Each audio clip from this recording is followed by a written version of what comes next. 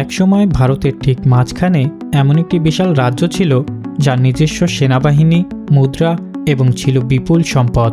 আর সেই রাজ্যের শাসক ছিলেন বিশ্বের অন্যতম ধনী ব্যক্তি। 1947 সালে ব্রিটিশরা ভারত ছাড়ার পর যখন একের পর এক দেশীয় রাজ্য ভারত বা পাকিস্তানের সঙ্গে যুক্ত হচ্ছিল, তখন হায়দ্রাবাদের নিজাম বললেন তিনি কারো সঙ্গে যোগ দেবেন না, হায়দ্রাবাদ থাকবে স্বাধীন। কিন্তু ভারতের কেন্দ্রস্থলে একটি স্বাধীন রাজ্যকে মেনে নিতে রাজি ছিল না নতুন দিল্লি। শুরু হলো আলোচনা, কূটনৈতিক চাপ, রাজনৈতিক উত্তেজনা এবং শেষ পর্যন্ত সামরিক অভিযান। মাত্র 5 দিনের মধ্যে বদলে গেল হায়দ্রাবাদের ভাগ্য। কিন্তু কেন নিজাম স্বাধীন থাকতে চেয়েছিলেন? কেন ভারত সামরিক অভিযান চালানোর সিদ্ধান্ত নিয়েছিল? আর সেই অভিযানের পর কি ঘটেছিল? আজকের ভিডিওতে আমরা জানব সেই ইতিহাস যা এখনও বিতর্কিত।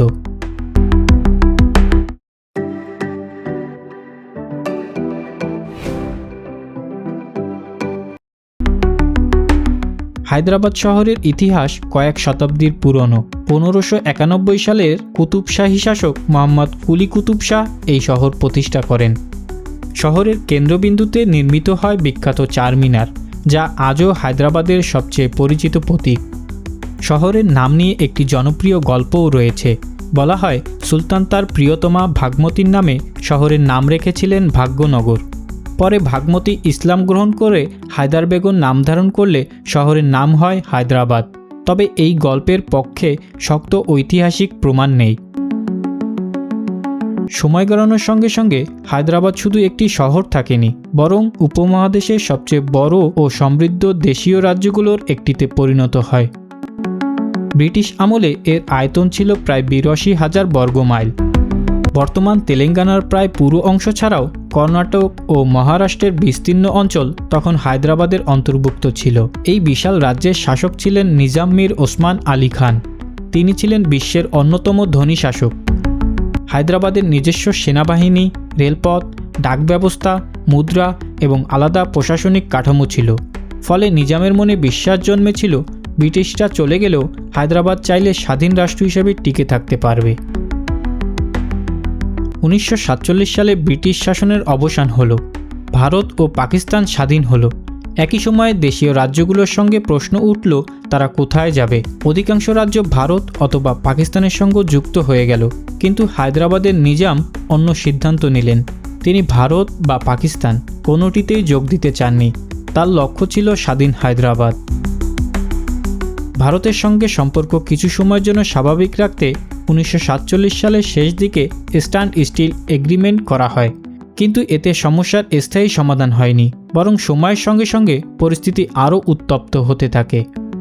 হায়দ্রাবাদের ভেতরে রাজাকার নামের একটি সশস্ত্র সংগঠনের প্রভাব বাড়তে থাকে। কাসিম রাজবির নেতৃত্বাধীন এই বাহিনী নিজামের স্বাধীনতার থাকার অবস্থানকে সমর্থন করত। অন্যদিকে তেলেঙ্গানা অঞ্চলে চলছিল কৃষক বিদ্রোহ। এর সঙ্গে যুক্ত হয় সাম্প্রদায়িক উত্তেজনা ও সীমান্তবর্তী এলাকায় সংঘর্ষ। ফলে হায়দ্রাবাদের পরিস্থিতি দ্রুত অস্থির হয়ে ওঠে। ভারতের উপপ্রধানমন্ত্রী ও স্বরাষ্ট্রমন্ত্রী সর্দার বল্লভভাই প্যাটেল মনে করতেন ভারতের একেবারে মাঝখানে একটি স্বাধীন হায়দ্রাবাদ ভবিষ্যতে দেশের নিরাপত্তা ও রাজনৈতিক ঐক্যের জন্য বড় সমস্যা তৈরি করতে পারে। 1947 সালের সেপ্টেম্বর পরিস্থিতি তখন চরমে। 13 সেপ্টেম্বর ভারতীয় সেনাবাহিনী হায়দ্রাবাদের বিরুদ্ধে অপারেশন পোলো নামে অভিযান শুরু করে। ভারতীয় বাহিনী একাধিক দিক থেকে হায়দ্রাবাদে প্রবেশ করে।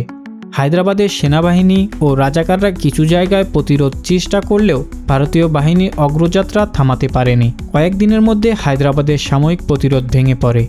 17 সেপ্টেম্বর হায়দ্রাবাদের সেনাপ্রধান মেজর জেনারেল SAL এরদুস আত্মসমর্পণ করেন। এরপর নিজাম মীর ওসমান আলী খানও ভারতের সঙ্গে যুক্ত হওয়ার সিদ্ধান্ত মেনে নেন। মাত্র 5 দিনের এই অভিযানের মধ্য দিয়েই হায়দ্রাবাদের স্বাধীন থাকার স্বপ্নের অবসান ঘটে। হায়দ্রাবাদের ভারতভুক্তির ইতিহাস সবচেয়ে বেদনাদায়ক অধ্যায় শুরু হয় এরপর থেকে।